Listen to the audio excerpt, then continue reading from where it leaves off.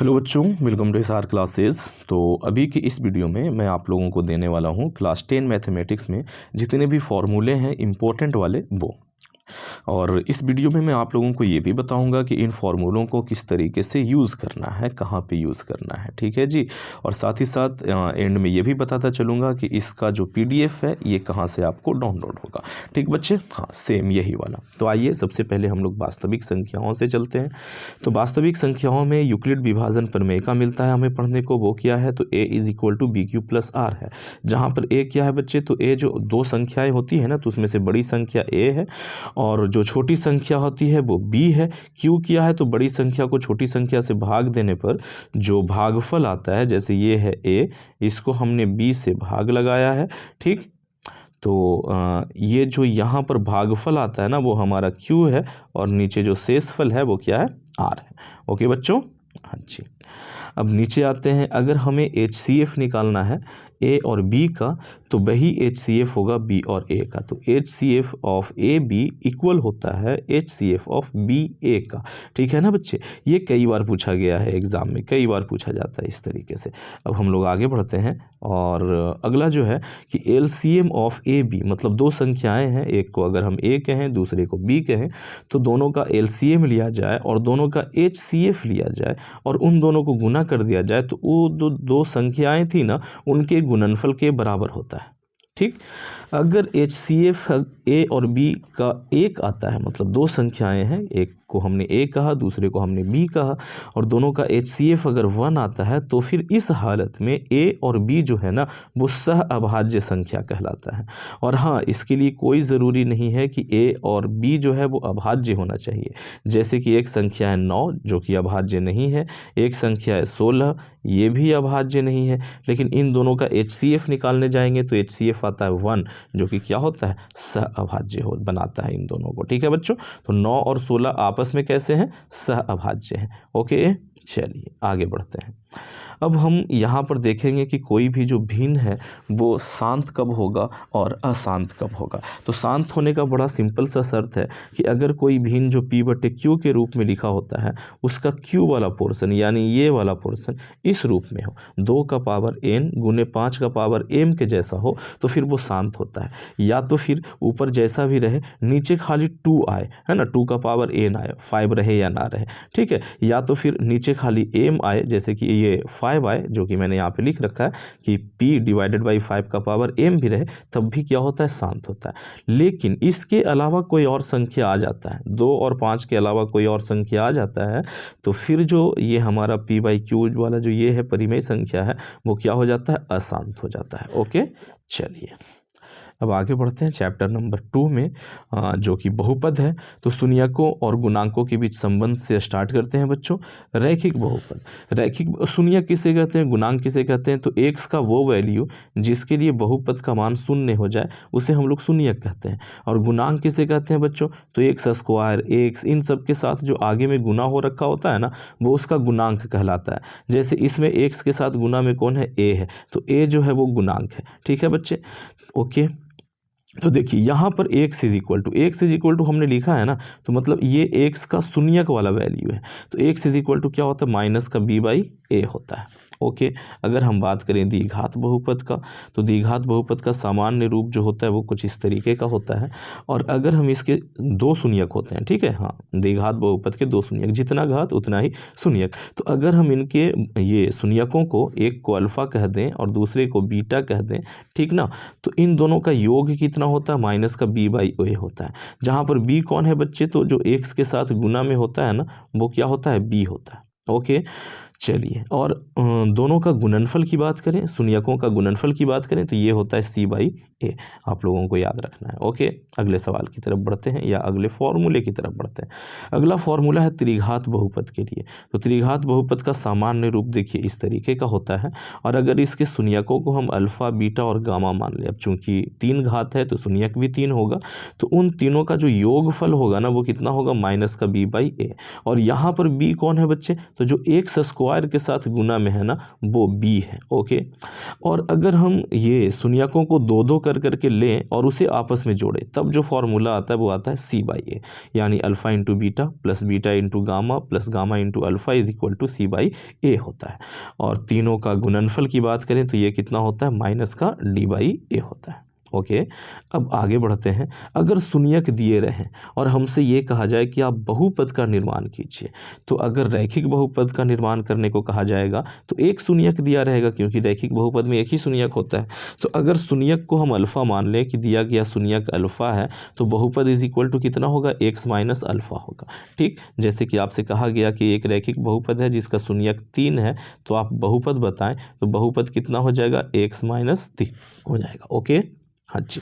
अब देखिए आगे बढ़ते हैं, द्विघात बहुपद। अब चूंकि ये द्विघात का बहुपद है तो इसलिए शून्यक भी दो होंगे। तो अगर शून्यक, एक शून्यक अल्फ़ा है दूसरा शून्यक बीटा है, तो इसका जो बहुपद होता है वो क्या होता है, एक्स स्क्वायर माइनस में alpha plus beta into x और प्लस का अल्फ़ा इंटू बीटा होता है। ओके बच्चों, अब हम बात करते हैं त्रिघात बहुपद का। 3 घात का बहुपद है ये, तो शून्यक भी 3 होंगे। शून्यकों को हमने मान लिया, एक अल्फ़ा है दूसरा बीटा है और तीसरा गामा है। ठीक, तो बहुपद इज इक्वल टू फॉर्मूला क्या हो जाएगा कि एक्स स्क्वायर माइनस दे करके alpha plus beta plus gamma into x, ये एक्स का क्यूब था ये, हाँ यहाँ पे एक्स स्क्वायर, और फिर यहाँ क्या है बच्चों कि अल्फ़ा बीटा बीटा गामा और गामा अल्फ़ा और इंटू में क्या है एक्स और लास्ट में क्या है alpha into beta into gamma. देखो याद करने का तरीका बता रहा हूँ, यहाँ पर 4 पद है, तो पहला पद प्लस में है ये वाला, दूसरा माइनस में, तीसरा प्लस में, चौथा फिर से माइनस में, मतलब कि प्लस माइनस प्लस माइनस। फिर बात करते हैं, पहला वाला एक्स का पावर 3 है, फिर एक्स का पावर 2 है, फिर एक्स का पावर 1 है, फिर यहाँ पर एक्स का पावर 0 है। एक्स का पावर 1 होता है तो यहाँ पे 1 नहीं लिखा गया, यानी कि सबसे पहले घात 3 है और फिर घात एक एक करके घटते चला गया है। ओके बच्चों, हाँ जी। अब हम बात करते हैं कि बहुपद का भाग लेमा क्या होता है, यानी कि दो बहुपद आपको दिए रहे, एक को पी एक्स कहा जाए और दूसरे को जी एक्स कहा जाए। तो अगर आप पी एक्स को जी एक्स से भाग दोगे तो भागफल में जो आता है ना उसे हम क्यू एक्स का नाम दे दें, और जो शेष फल में आता है उसे हम आर एक्स का नाम दे दें, तो ये चारों जो है वो इस रिश्ते में बंध जाते हैं, यानी P X is equal to G X into Q X plus का आर एक्स। ओके, चलिए अब अगले ये चैप्टर में एंटर कर जाते हैं। अगला चैप्टर है दो चर वाले रैखिक समीकरण। तो इसका सामान्य रूप क्या होता है बच्चों, तो सामान्य रूप कुछ ऐसा होता है, a1x plus b1y plus c1 equal to 0, और दूसरा समीकरण ये होता है। ठीक, लिखने वाले कहीं पे ऐसा भी लिखते हैं कि ax प्लस by प्लस का c इज इक्वल टू 0, और दूसरे समीकरण को dx करके बोलते हैं। जैसे बोलना है वैसे बोल लीजिए, ठीक है ना बच्चे। अब ये जो समीकरण दिख रहे हैं ना, ये समीकरण 3 प्रकार के होते हैं। समीकरण का जो युग्म है वो 3 प्रकार के होते हैं। एक ऐसा समीकरण होता है जिसमें x और y का एक एक हल निकल के आता है।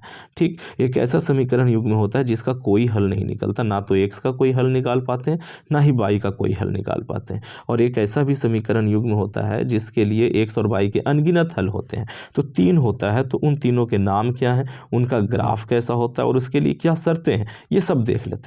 तो अगर a1 बाई a2 नहीं बराबर हो b1 बाई b2 का, तो ऐसे समीकरण युग्म को अविरोधी कहा जाता है। नाम जरूर याद रखना है बच्चों। और इसका हल कितना होता है, तो एक हल होता है, यानी x का एक वैल्यू निकलेगा और y का भी एक वैल्यू निकलेगा। और अगर हम ऐसे समीकरण युग्म का ग्राफ खींचते हैं तो वो ग्राफ एक दूसरे को कट करता है एक बिंदु पर, इसीलिए इसे कहा जाता है प्रतिच्छेदी, यानी कि इसका ग्राफ प्रतिच्छेदी होता है। ओके बच्चों, तो शर्त यहाँ हो गया, नाम यहाँ हो गया, कितने हल होंगे वो यहाँ पे हो गया, और उसका ग्राफ कैसा होगा वो यहाँ हो गया। ओके, अच्छा जी। अगर a1 बाई a2 जो है वो बराबर है b1 बाई b2 के, और ये दोनों बराबर नहीं है c1 बाई c2 के, तो ऐसे हालत में जो समीकरण युग्म है उसका नाम विरोधी होता है। ठीक है, हाँ, उसे विरोधी कहते हैं। और इसका कोई हल नहीं होता, ना तो आप x का कोई वैल्यू निकाल पाएंगे ना ही कोई हल y का निकलेगा। ओके, हाँ जी। और इसका जब हम ग्राफ खींचते हैं ना, तो ग्राफ कैसा होता है, तो दोनों रेखाएं एक दूसरे के समांतर होती हैं। ठीक, अब बात करते हैं तीसरे का। ठीक है, तो अगर A1/A2, B1/B2 और C1/C2 तीनों आपस में बराबर हों तो इसका जो ग्राफ है उसे हम लोग क्या कहते हैं? पहले तो इसका नाम देख लीजिए, इसका नाम क्या हो जाएगा बच्चों? तो इसको हम लोग आश्रित कहते हैं। हल कितने होंगे? तो अनेक हल होगा। और इसका ग्राफ कैसा होता है बच्चों? तो समपाती होता है, यानी एक के ऊपर ही दूसरा वाला भी आ जाता है। ओके, अब देखिए वज्र गुणन विधि में अक्सर बच्चों को दिक्कत होता है, तो मैंने यहाँ पे वज्र गुणन विधि का फॉर्मूला लिख दिया है। ओके, हाँ जी।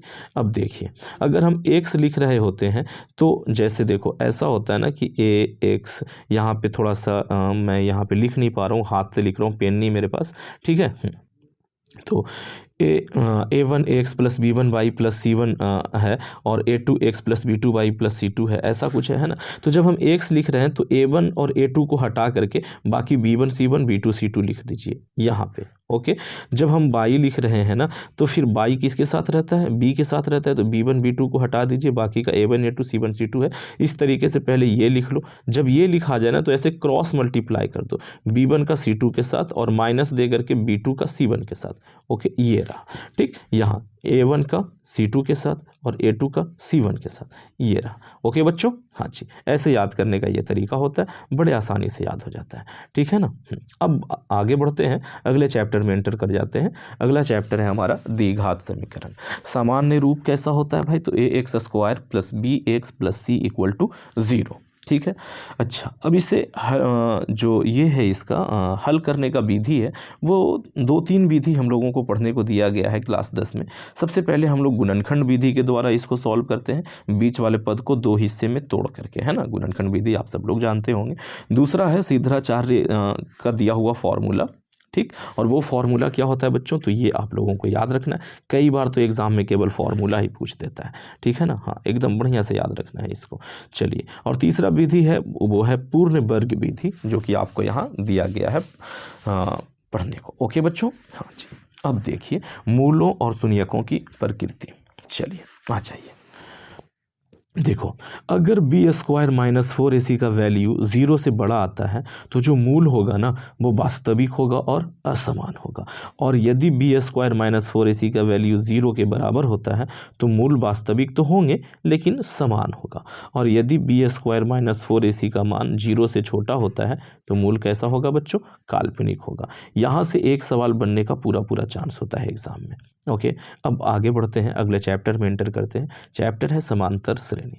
मैंने यहाँ पर एक श्रेणी लिख दिया है और कहा कि ये श्रेणी समांतर है, A1 A2 A3। ठीक, अगर ये समांतर है तो दूसरे पद में से पहले पद को घटाने पर जो भी आंसर आएगा उसे हम सार्व अंतर कहेंगे। और हाँ, ये जो भी आ रहा होगा, हाँ, मतलब कि A2 माइनस A1 करने पे सेम आंसर आएगा A3 माइनस A2 करने पे। ओके, मतलब कि A3 में से A2 को माइनस करेंगे ना तब भी उतना ही आएगा जितना कि A2 को A1 से माइनस करने पे आया था। ठीक है, या तो ये कहें कि A1 को A2 से माइनस करने पे आया था, ये कहना ज़्यादा बेहतर होगा। ओके बच्चों, हाँ जी। तो हम लोग कह सकते हैं कि अगर A2 में से A1 को माइनस करते हैं, या A3 में से A2 को माइनस करते हैं, या A4 में से A3 को माइनस करते हैं, तो ये सारे के सारे ही इक्वल आएंगे, और उन इक्वल जो मान है ना उसे हम लोग एक नाम देते हैं, उसे हम लोग कहते हैं सार्व अंतर। और इसे किससे दिखाते हैं बच्चों? D से दिखाते हैं। ठीक है, अगर हम इसका बात करें तो ये पहले वाले को D1 कह दो, दूसरे वाले को D2 कह दो, तीसरे वाले को D3 कह दो, और D1 D2 D3 सारे ही इक्वल होंगे। ओके, अच्छा, अब इसमें केवल एक ही फॉर्मूला है पहले चैप्टर में, दूसरा चैप्टर में एक और फॉर्मूला है। तो वो फॉर्मूला कौन सा है? तो nवां पद के लिए, nवें पद को an से लिखा जाता है, कई जगह पर इसे tn भी लिखते हैं।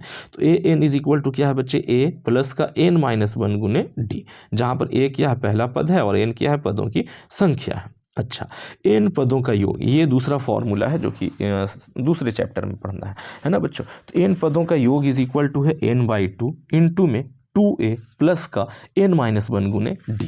ठीक, इसका एक और फार्मूला है छोटा सा, कि अगर पहला पद और अंतिम पद दिया रहे तो उसके लिए फिर हम लोग ये फार्मूला इस्तेमाल करते हैं कि n/2a प्लस का l के जगह पर an भी लिखा रहता है कई किताबों में। a क्या है? पहला पद है, l क्या है जी? अंतिम पद है। ठीक है ना बच्चे, कोई दिक्कत है आप लोगों को?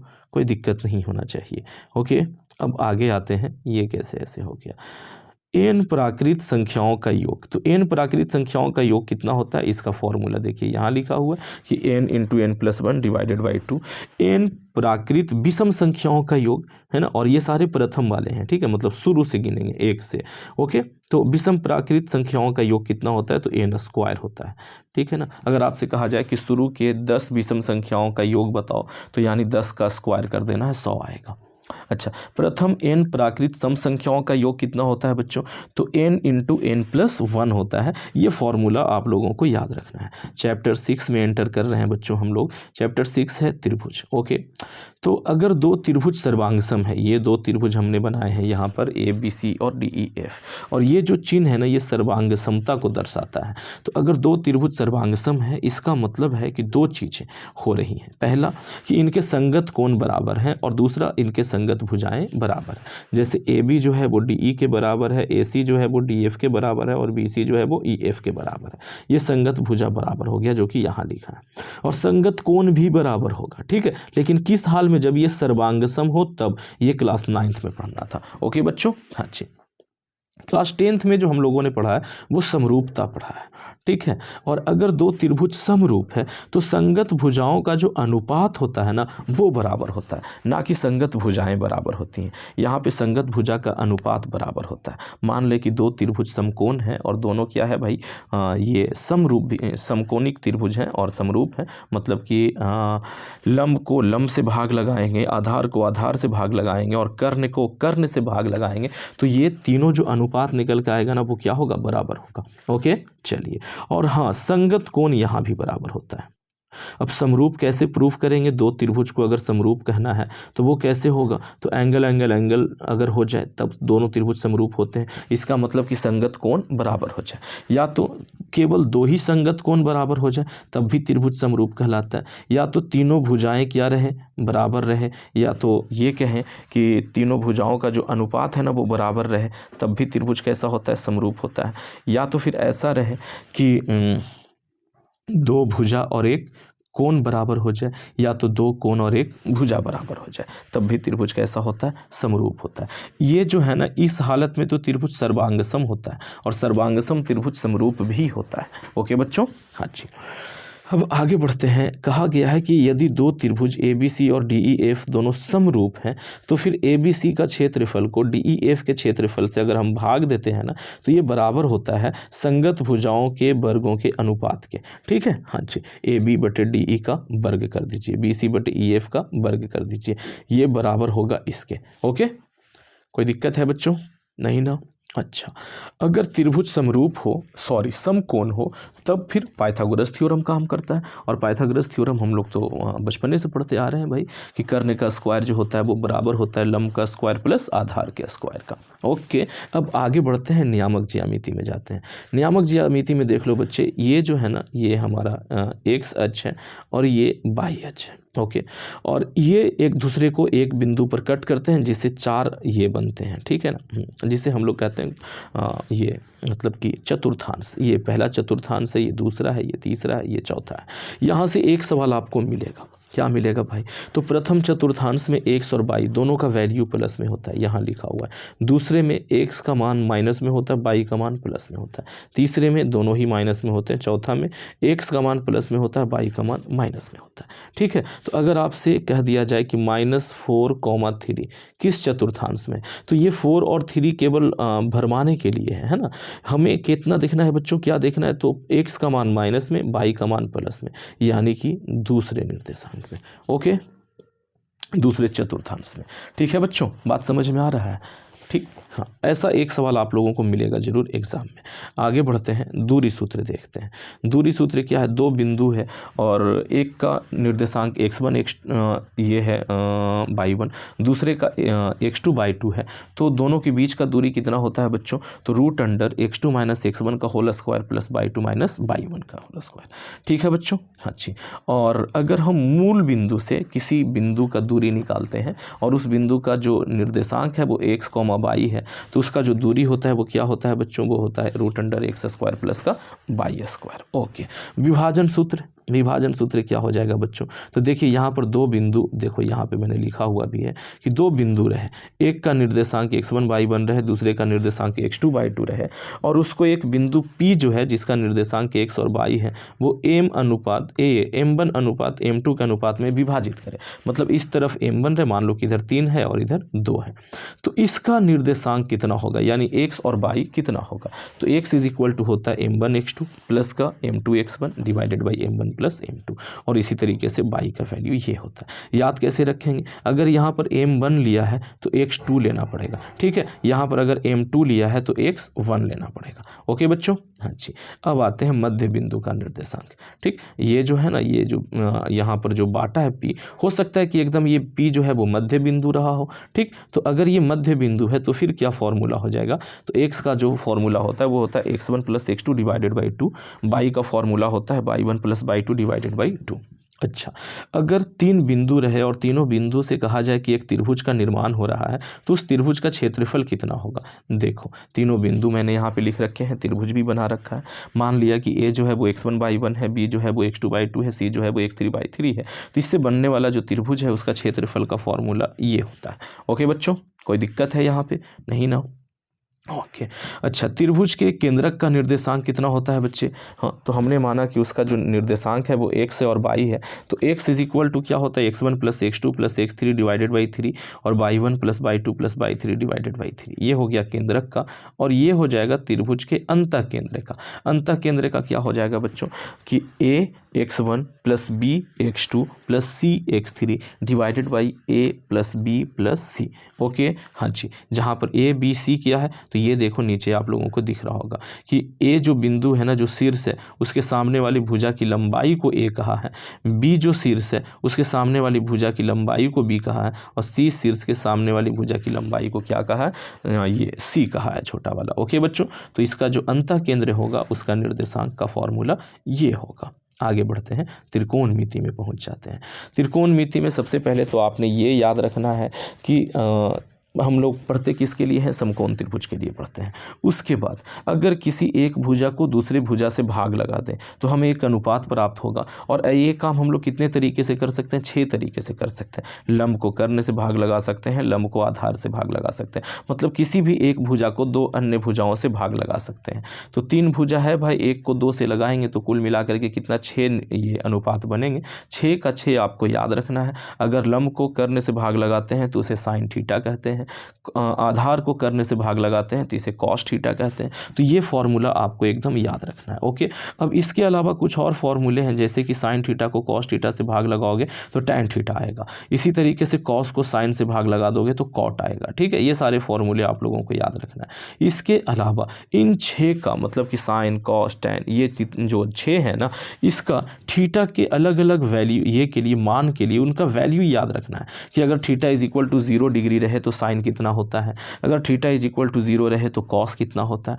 थीटा इज इक्वल टू 45 रहे तो टैन कितना होता है। आपको ये पूरा टेबल याद रखना है। ये पूरा टेबल कैसे याद करना है बच्चों? याद नहीं बल्कि कैसे समझ लेना है, इसका एक बेहतरीन ट्रिक का वीडियो मैंने दे रखा है अपने यूट्यूब चैनल पे। अगर आप लोगों ने इसे नहीं देखा है तो ज़रूर देखें, डिस्क्रिप्शन में मैं लिंक दे दे रहा हूँ, वहाँ से जाकर के आप उसे देख सकते हैं। इसके अलावा भी और भी बहुत कुछ मिलता है डिस्क्रिप्शन में, तो किसी भी वीडियो को अगर आप देख रहे हैं तो उसका डिस्क्रिप्शन बॉक्स ज़रूर चेक करें। अब देखिए आगे के फॉर्मूले की तरफ बढ़ते हैं। साइन थीटा और कॉसेक थीटा को गुना करोगे तो 1 आएगा, और यहीं से अगर हम आगे बढ़ें, sine theta is equal to निकालें तो कॉसेक इस तरफ चला जाएगा तो 1 कॉसेक हो जाएगा, और अगर यहाँ से हम कॉसेक निकालें तो साइन इस तरफ जाएगा तो 1 साइन हो जाएगा। मतलब इसी फॉर्मूले को यूज़ करके 2 और फॉर्मूले बनाए जा सकते हैं। ओके, इसी तरीके से कॉस थीटा और सेक थीटा दोनों एक दूसरे का व्युत्क्रम होते हैं, तो गुना करने पर कितना आएगा? 1 आएगा, और कॉस थीटा निकालेंगे तो 1 सेक हो जाएगा, और अगर सेक थीटा निकालेंगे तो 1 कॉस हो जाएगा। ओके बच्चों, समझ आ रहा है? अब देखो टैन और कॉट भी एक दूसरे के व्युत्क्रम होते हैं, तो फिर दोनों को मल्टीप्लाई करने पे 1 आएगा। ओके, और फिर 2 और फॉर्मूले बन जाएंगे। अब देखिए 7वां फॉर्मूला जो हमारा है वो क्या है? वो ये है कि sine square theta plus cos square theta equal to 1।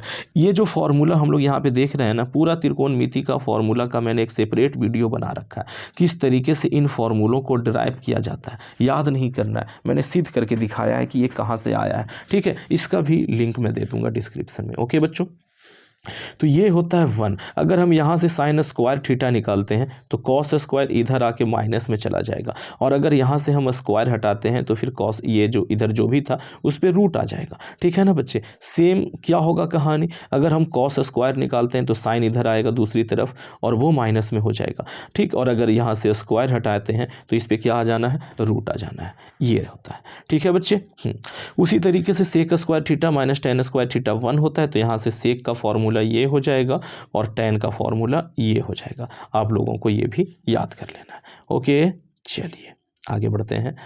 और अगला जो फॉर्मूला है इसमें वो है कि cosec square theta minus cot square theta is equal to 1 होता है। यहाँ से भी 5 फॉर्मूला बनता है। ठीक है, 1 से 5 बन रहा है बच्चे। ठीक, ये फॉर्मूला बहुत इंपॉर्टेंट है। इस पे आधारित आपको 2 प्रश्न मिलेंगे एग्जाम में। साइन 90 माइनस थीटा जो होता है वो कॉस थीटा के बराबर होता है, कॉस 90 माइनस थीटा जो होता है वो साइन थीटा के बराबर होता है।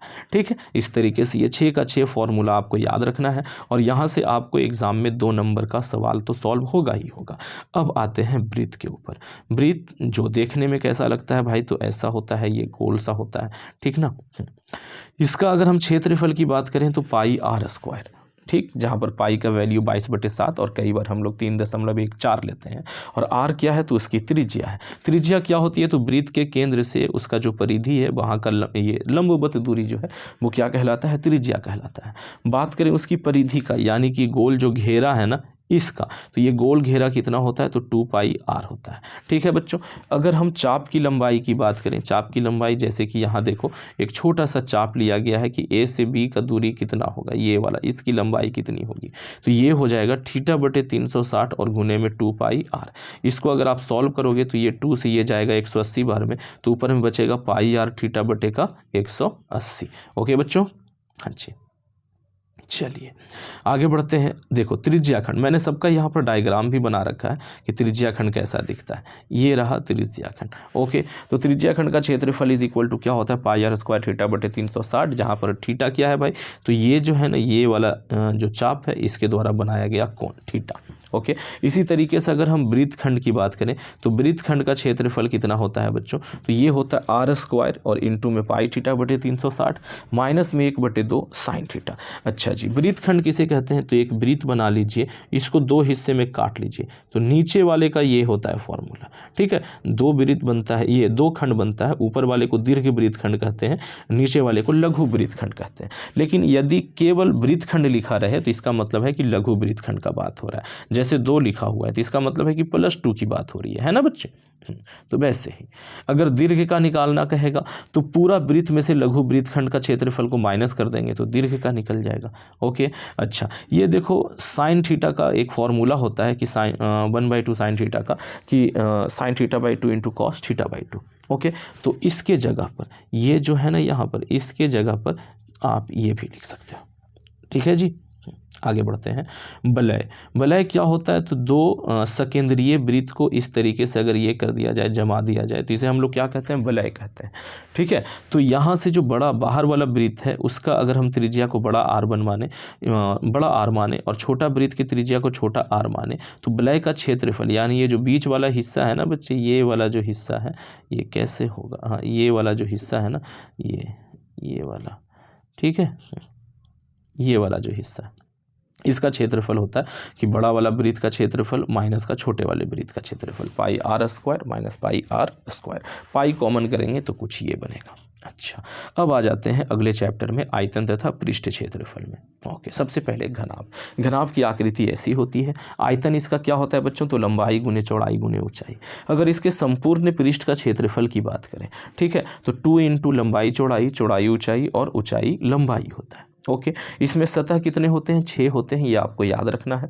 ठीक है, और किनारा कितना होता है ये आपको वीडियो के बाहर में कमेंट करके बताना है, ये आपके लिए एक सवाल है। ओके, चारों दीवार का क्षेत्रफल अगर निकालने को कह दिया जाए यहाँ पर, ठीक, तो फर्श का और छत का क्षेत्रफल छोड़ देंगे तो 4 दीवार का क्षेत्रफल निकल जाएगा। तो वो कितना होता है, 2h इंटू में l+b होता है। इसी तरीके से अगर हम इसके विकर्ण की बात करें, विकर्ण क्या होता है, तो किसी भी घनाभ के आकार का या घन के आकार का जो रूम है उसमें रखा जाने वाला सबसे बड़े छड़ की, या तो ये कहें सबसे लंबे छड़ की लंबाई होती है। ठीक है, उसे विकर्ण कहते हैं। कई बार एग्जाम में इस तरीके से पूछा जा सकता है कि सबसे उससे लंबा छड़ आप क्या कितना लंबाई का रखेंगे, तो उसका विकर्ण जितना है उतना ही लंबाई का छड़ रखाएगा। तो विकर्ण निकाल देना, विकर्ण इज इक्वल टू क्या होता है, root under L square plus B square plus का एच स्क्वायर। ओके, अब देखिए अगला जो हमारे सामने आकृति है वो है घन का। ये घन जो है वो घना भी होता है, बस स्पेशल केस है इसका कि इसका जो लंबाई चौड़ाई और ऊंचाई है ना तीनों बराबर हो जाता है, तो फिर वो जो घनाभ है वो घन कहलाने लगता है। ओके, इसके आयतन की बात करें तो भुजा का क्यूब होता है या तो कहें किनारा का क्यूब होता है। संपूर्ण पृष्ठ क्षेत्रफल की बात करते हैं तो ये होता है कि 6a स्क्वायर होता है, ठीक है, मतलब कि किनारा का स्क्वायर। चार दीवार का क्षेत्रफल 4a स्क्वायर और इसका विकर्ण जो होता है वो √3a होता है। ओके, अब बेलन पे आते हैं। बेलन की आकृति ऐसी होती है, इसमें इसके दो गुण होते हैं, एक तो इसका त्रिज्या और दूसरा इसका ऊंचाई। ठीक है बच्चों, तो इसका आयतन कितना πr² h होता है। वक्र पृष्ठ कितना होता है 2πrh होता है। संपूर्ण पृष्ठ कितना होता है भाई, तो वक्र पृष्ठ में क्या करो, ऊपर वाला जो ये है ना पृष्ठ, इसका क्षेत्रफल जो कि वृत्त के आकार का है और नीचे वाले का क्षेत्रफल जोड़ दो। तो देखो ऊपर वाला वृत्त है तो πr², नीचे भी वृत्त है तो πr², मिला जुला के 2πr², दोनों को जोड़ देंगे तो ये हो जाएगा। ओके बच्चों, चलिए अब आते हैं शंकु। शंकु की आकृति ऐसी होती है, आयतन 1/3 πr²h, मतलब कि जो बेलन था उसके आयतन को 3 से भाग लगा देंगे तो शंकु का आयतन मिल जाएगा। वक्र पृष्ठ क्या होता है बच्चों, तो πrl, जहाँ पर l क्या है तो ये तिर्यक ऊंचाई है, ये वाली लंबाई जो है ना उसे l कहते हैं, ये वाला। ओके, चलिए संपूर्ण पृष्ठ क्या होगा, तो वक्र पृष्ठ में ये जोड़ दो, नीचे वाले का क्षेत्रफल जोड़ दो। नीचे वाले का क्षेत्रफल यानी कि ये जो नीचे है ना ये आधार, तो ये क्या है वृत्त के जैसा है तो उसको जोड़ देंगे। ठीक है, तो πr² इसमें और जुड़ जाएगा, पाई और r को कॉमन करेंगे तो क्या बचेगा, l बचेगा और r बचेगा, तो πr × l + r। ओके बच्चों, अब बात करते हैं गोला का। आकृति ऐसा होता है, ये क्या हो गया, ओके हाँ गोला पे आ जाते हैं बच्चों। आकृति कैसा होता है गोला का, वो जरा देख लीजिए। गोला का आकृति ऐसा होता है, इसमें दो ही चीज़ निकालना होता है, आयतन निकालना होता है और संपूर्ण पृष्ठ क्षेत्रफल निकालना होता है। आयतन का फॉर्मूला 4/3 πr³, संपूर्ण पृष्ठ क्षेत्रफल का फॉर्मूला 4πr², याद रखना है। ओके, कई बार केवल फॉर्मूला पूछता है बच्चों, अगर इस वीडियो को आपने याद कर लिया ना 5 से 6 नंबर आपका यहीं से तैयार हो जाएगा। गोलाकार छिलका, गोलाकार छिलका का क्या मतलब है, वो जो क्रिकेट का बॉल हमारा होता है ना, बीच से खाली होता है और बीच मतलब कि अंदर से खाली होता है और बीच में एक मोटा सा ये रहता है, वो रबर का बना हुआ रहता है। तो अगर उस रबर का आयतन निकालना रहे तो कितना होगा, 4/3 πr³ - का r³ है ना। तो बाहर वाला जो ये है गोला है उसकी त्रिज्या को बड़ा R माना है, अंदर वाला जो गोला है उसकी त्रिज्या को हम लोग क्या माने हैं, छोटा r माने हैं। अर्धगोला आकृति ऐसा होता है बच्चों। आयतन कितना होगा, तो गोला के आयतन का आधा होगा। वक्र पृष्ठ कितना होगा, तो गोला के वक्र पृष्ठ का आधा होगा, 2πr² होगा। संपूर्ण पृष्ठ क्या होगा, तो वक्र पृष्ठ जो भी है उसमें ये जो ये वाला दिख रहा है इसका और क्षेत्रफल जोड़ दीजिए तो वो क्या है, वृत्त के जैसा है, तो वृत्त का क्षेत्रफल πr² होता है, तो 2πr² पहले से एक और πr² जोड़ दीजिए तो 3πr² हो जाएगा। अब बात करते हैं शंकु के छिन्नक का। हाँ, शंकु को अगर काट दिया जाए बीच से ऐसे, तो जो नीचे वाला पोर्शन है ना उसको शंकु का छिन्नक कहते हैं। इसका आयतन कितना होता है बच्चों, तो 1/3 πh, h जो है वो इसकी लंबाई है। देखो r1 क्या है, r2 क्या है, मैंने दिखा रखा है। r1 नीचे वाला जो आधार है उसका त्रिज्या, r2 जो ऊपर में जो वृत्त जैसा बन रहा है उसका त्रिज्या है। तो ये रहा उसके आयतन का फॉर्मूला। वक्र पृष्ठ का फॉर्मूला ये रहा और कुल पृष्ठ का फॉर्मूला ये रहा। ठीक है बच्चों, ये फॉर्मूला अगर आप लोग याद रख लेते हो तो बड़े आसानी से इससे रिलेटेड सवाल बन जाता है, जैसे बाल्टी वगैरह से। तिर्यक ऊंचाई इसका कितना होता है, तो ये रहा तिर्यक ऊंचाई का फॉर्मूला। ओके, अब एंटर कर जाते हैं माध्य में। चलिए जी, अगर वितरण सरल हो है ना कि x1 x2 x3 और बोला जाए कि इसका माध्य निकाले, तो जो भी आंकड़ा है सबको जोड़ दीजिए, बटे आंकड़ों की संख्या से भाग लगा दीजिए। ठीक है, लेकिन अगर वितरण बारंबारता वितरण हो तो फिर हम लोग क्या करते हैं, x1 f1 प्लस का x2 f2 ऐसे करके और बटे में क्या f1 + f2 + fn तक चलता रहता है। ओके, हाँ जी। वर्ग चिन्ह या मध्य मान कैसे निकलता है, तो अगर एक वर्ग उठा ले जो कि a से b है तो इसका वर्ग चिन्ह क्या होगा, तो उच्च सीमा और निम्न सीमा दोनों को जोड़ दिया जाए और 2 से भाग लगा दिया जाए तो वर्ग चिन्ह निकल जाता है या तो मध्य मान निकल जाता है। ओके बच्चों, ये a - b मत पढ़ना, ये a से b है। हाँ चलिए, माध्य इज इक्वल टू क्या होता है, वर्गीकृत आंकड़ा अगर रहे तो माध्य is equal to sigma fx बटे सिग्मा f होता है, जहाँ पर x क्या है बच्चे, तो वर्ग चिन्ह है और f क्या है, बारंबारता है। ओके, माध्यिका क्या होता है, अगर सरल वितरण रहे तो उसके लिए माध्यिका क्या होता है बच्चों, तो n+1/2 पद यदि विषम हो, ठीक है, तो n जो है वो विषम हो तो ये कहना बेहतर होगा कि अगर n जो है, मतलब n क्या है, आंकड़ा दिया रहेगा कि 1 2 3 4 5 6 7 8 9 10, ठीक, तो यहाँ पर गिनेंगे कि कितने आंकड़े हैं। अगर आंकड़ों की संख्या जो है वो विषम रहे तो माध्यिका जो होता है वो होता है n+1/2 पद निकालना है ना। मान लो कि n = 9 आता है, तो 9 + 1 कितना हो जाएगा, 10, 10/2 तो 5। तो ये नहीं कि 5 माध्यिका आया, नहीं, देखेंगे कि 5वें पद में है कौन, हो सकता है कि 5वां पद में 13 बैठा हुआ रहे, ठीक है बच्चों। हाँ, और अगर n जो है वो क्या रहे, सम रहे, ठीक है, अगर n जो है वो क्या रहे, सम रहे, तब जो माध्यिका बराबर होता है वो होता है कि n/2 पद तथा n/2 + 1वां पद का माध्य, उन दोनों पदों का क्या निकालना है, माध्य निकालना है, ठीक है।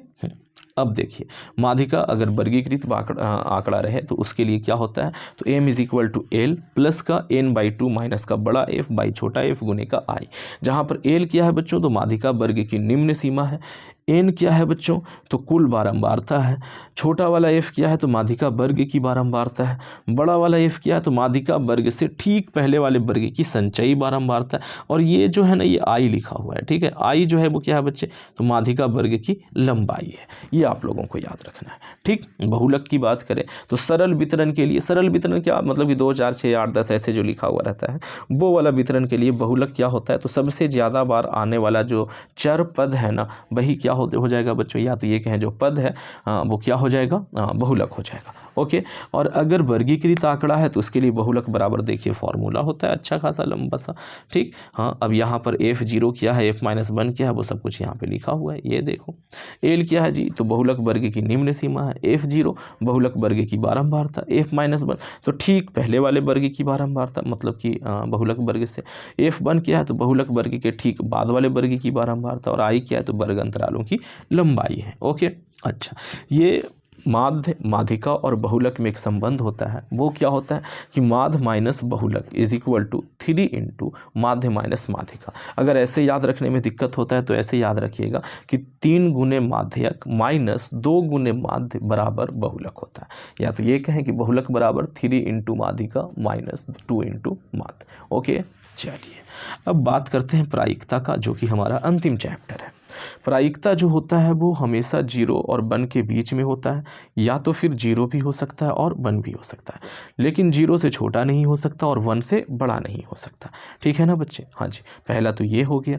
दूसरा है कि प्रायिकता का फॉर्मूला, ये क्या होता है, तो NE/NS होता है। और तीसरा है कि किसी भी चीज़ के ना होने की प्रायिकता कितनी होती है ना। अगर हम E को बोल रहे हैं होने की प्रायिकता है, तो E' से हम लोग दिखाते हैं कि उस घटना के न होने की प्रायिकता कितना है, तो वो होता है कि 1 - PE, यानी कि उसके होने की प्रायिकता, ठीक है, मतलब कि 1 में से उसके होने की प्रायिकता को घटा दिया जाए तो उसके ना होने की प्रायिकता निकल जाती है।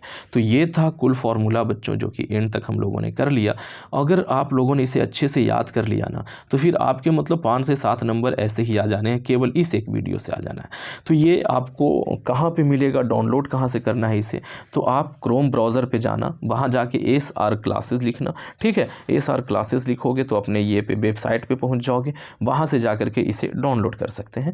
या तो फिर मैं ऐसा करता हूं कि डायरेक्ट लिंक दे रहा हूं डिस्क्रिप्शन में, आप उस लिंक पे क्लिक करो, सीधा वेबसाइट पे पहुंच जाओगे, वहां से आप इसे डाउनलोड कर सकते हो। ओके बच्चों, किसी प्रकार का कोई दिक्कत है तो कैसा लगा ये वीडियो भाई नीचे कमेंट करके ज़रूर बताएं। अच्छा लगा है तो इसे एक लाइक करें, दोस्तों में शेयर करना बिल्कुल नहीं भूलना है, ठीक है बच्चे। हाँ जी, चलिए तो फिर ठीक है, मिलते हैं नेक्स्ट वीडियो में। अभी के लिए धन्यवाद। चलिए।